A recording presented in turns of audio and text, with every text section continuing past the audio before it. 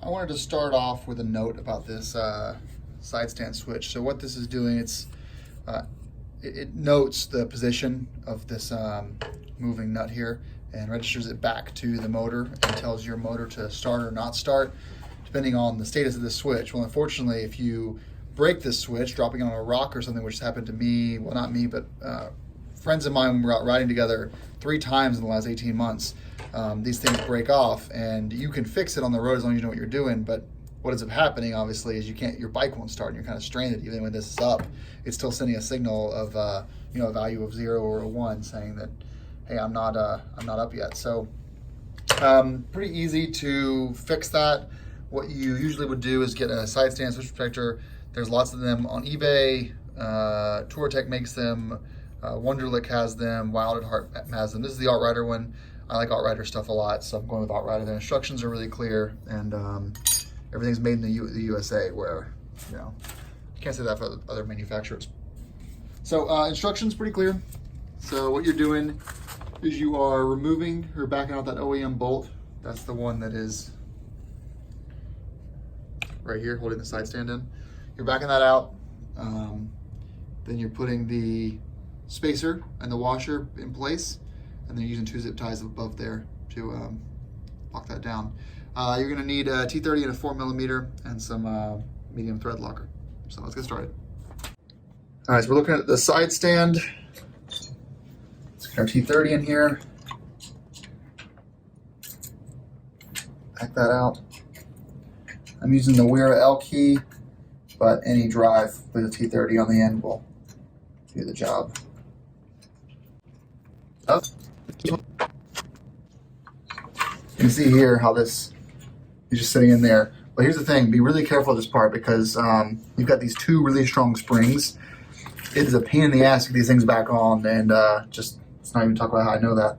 But it's a pain in the ass to get these things back on there once you take this thing off. So just be really careful with that.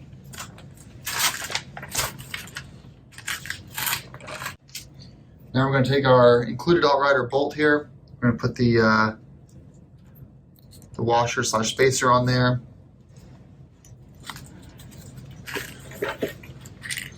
Put a little bit of medium Loctite on here.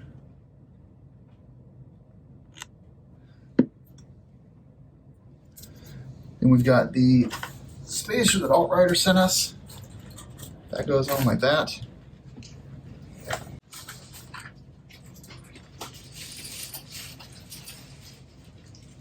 Just like so. Now put this back in place.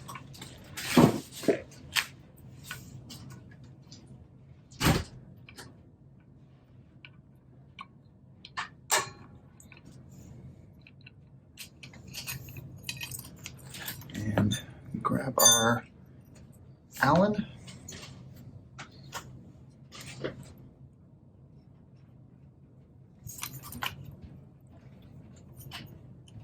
That threaded.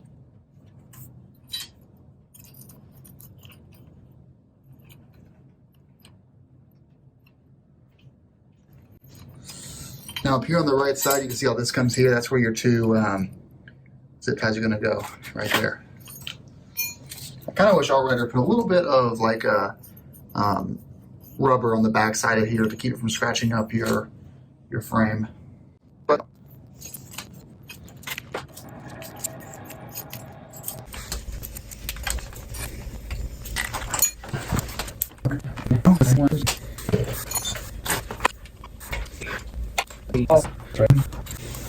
okay, so we're done.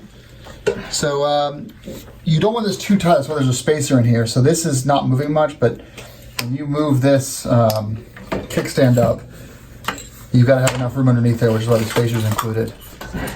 My only thought would be, long-term, would be the possibility of this catching on my boot here. I actually don't know why that's there. So if that catches on my boot on the first couple of rides, I'll just shave that off with the Dremel. But everything else looks fine. Looks good on the bike. Probably going silver for this because it matches the front frame, but I think this is fine. No one's ever going to notice it, really. Just make sure you get that nice and tight, and yeah, you see how this, I even move this, it still is in place there. So that's good flex. And then don't forget to trim your zip ties on the bottom.